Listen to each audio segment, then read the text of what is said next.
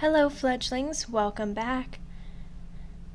Today we are doing part 4 of the Delilah Black series with an entirely new mic, so let me know what you think.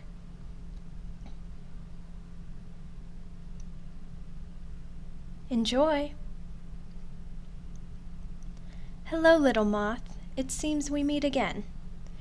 And I come bearing both good news and bad news. You're awfully excited for someone who is currently working. Should you not make sure the store is under control before talking to me? Not to worry, I'll be right here. You go tend to your customers, and it seems like you're quite successful.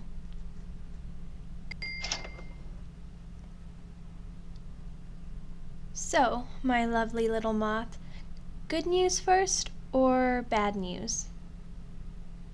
A positive approach. I quite like it. Well, I won't dance around the point. I've given it careful consideration, and I have decided that I will take you. You're mine. You'll live with me, and we'll experience together how we can please one another so greatly that the whole city can hear. We'll be together just like you asked me, and I won't hold back anything from you. You'll see all the good, all the bad, and perhaps I will even take you to the attic and show you my picture. Yes, it is great news. I can see in your eyes how excited you are for this, and I assure you that I'm equally excited, if not more. But there is also bad news. If I do take you, there are a few conditions. The first of which is the simplest. I will take you for 1 year and no longer, 365 days.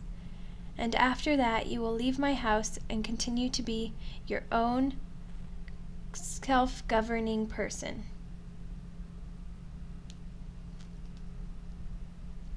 A year seems short, but remember this. I cannot preserve your bloodline, and certainly not my own. If you stay with me until you die, then there's an added negative point that I will be forced to witness you wilting just as your flowers. You'll grow old, and I can't do anything about that. If you leave me after a year, I won't have to see your age, and perhaps you'll meet someone else with whom you can share your life. Perhaps you'll get a child, and I'll meet them. Perhaps even they will have a child as well, and perhaps I will meet them too. Remember, my little moth, I am immortal. I will be here when your grandchildren's grandchildren has a grandchild, and I'll look exactly as I do now. I cannot die, and I won't have you throw your life away simply because you thought you loved me. Wait, let me rephrase that. Simply because you love me right now. Now, that's not the only term. The second condition is that your house remains yours, and I cannot enter it under any circumstances. If I do not hold myself back, I need to know that you have somewhere else you can run. My house is our playground, but if you need to ever escape, if there's ever too much, you have a place to go, and that place will be your own home. It brings me comfort and stillness of mind that you'll be able to go somewhere where I can't. It's a more extreme version of a safe word. Instead of making me stop in that moment when you're home, I will stop until you return to me once more. Now, I wouldn't have told you that I needed to keep working, but want me to stop restraining myself. Therefore, the third condition isn't that you keep working. I'd simply keep you locked inside to prevent you from going to work, and that would render the condition useless. Instead, the third condition is that for family gatherings, soirees, and other feasts, we will go and do so together.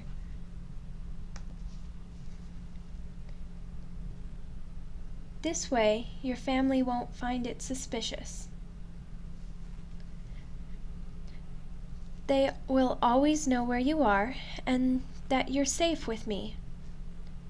Out of the year that the following starts from a week from now, there's at least one occasion we can go to per week.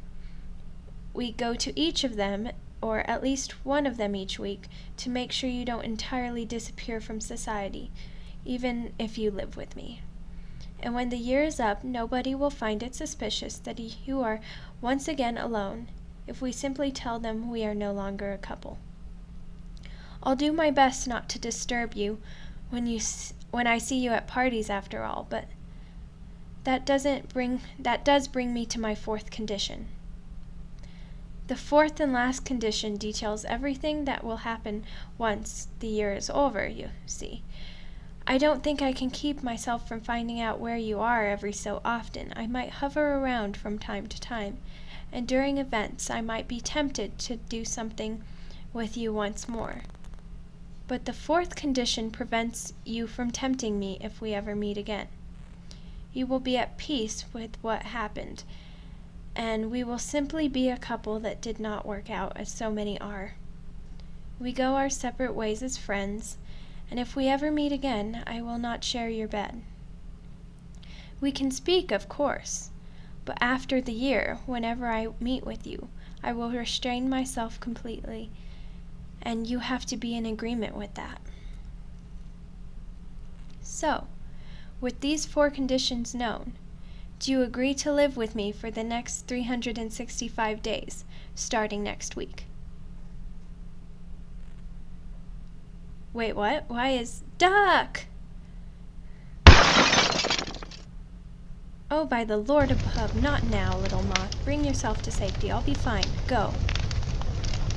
Go to my home. I'll come and find you as soon as I can.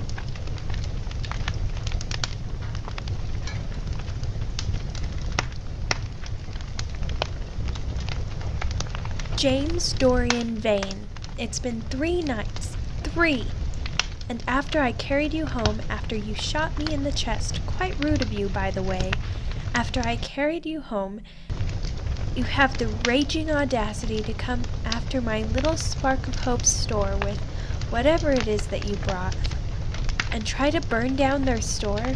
Mr. Vane, I have been extremely forgiving, even with your repeated attempts at murder, by not handing you over to the police force. But now you have decided to bring an innocent flower trader into this. You can hurt me all you want. You did hurt me all you wanted, but I refuse to allow you to bring an innocent into our struggle.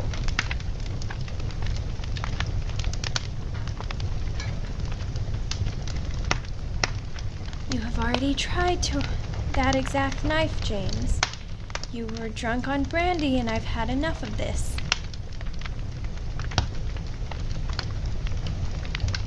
Help me! This man has gone insane. Someone, please help. I'm truly sorry, James, but you leave me no other choice. I'm sorry for killing your sister. I'm sorry that you have to live your life knowing that your sister's killer will never stop living. But I can't do anything about it. I can't make you stop trying to hurt me. I don't have the right. I threw that to the bottom of the river with your sister. I'm not going to let you hurt someone who is entirely innocent. They were likely not even alive when Sybil and I were together, and they don't even know who she is. So don't try to tell me that they're involved in this. They're not. It's just me and you. Go sober up in a cell. I'll have your bail paid.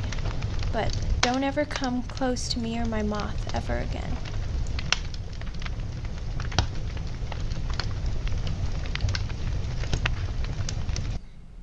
I'm here, little moth, so don't be afraid. It's only me. I made sure the man who threw whatever that was onto you, your store, will be punished. He's been handed over to the police, so it'll be all right. I already got the help to come and put out the fire as quickly as I could, so the damage is as limited as possible. I want to know if you're all right, though. Did any of the fire get on you? Are you hurt anywhere? Good, good. Me? Oh, don't worry about me. I knew the fire burnt a few patches of clothes away, but clothes are expendable. My skin can't be burned or damaged, so I'm completely fine. And I am going to hire someone to fix up your store, on my cost. I promise to be honest with you, so I'll tell you that the man who tried to burn down the shop did so because I killed his sister a few weeks after the painting was finished. I think I told you about Sybil, right? Wonderful, you're informed completely. Your store will be fixed as soon as I can make that happen, but let's get back to the question I was posing. Would you like to live with me for the next 365 days under the terms explained before? Sorry, I'm just letting that sink in. I have you all to myself for a year? My mind is already racing. I'm going to start gently and bring more and more, slowly raising your limits, hopefully without ever crossing them. I'm thinking of all sorts of things I can do to you. If you will let me do everything I'm thinking of this year will be over before you know it, and hopefully you'll look back and remember every moment of bliss. I hope you will one day meet me again and see that I still look as beautiful as I did this next year. I don't want to be a homewrecker, but God, I wish I could keep you here forever, make you my darling, my pet, and my love. My little moth, I am proposing everything that both my mind and yours could conjure up. I am proposing all those scenarios and more. I want to do everything with you, no matter how innocent or depraved, no matter how strange or mundane. For the next 365 days, you are mine and I am yours. And I will do everything in my power to make it a haze of pure love, pleasure, and fun. I will take such good care of you. And after all, you are and will always be my little moth.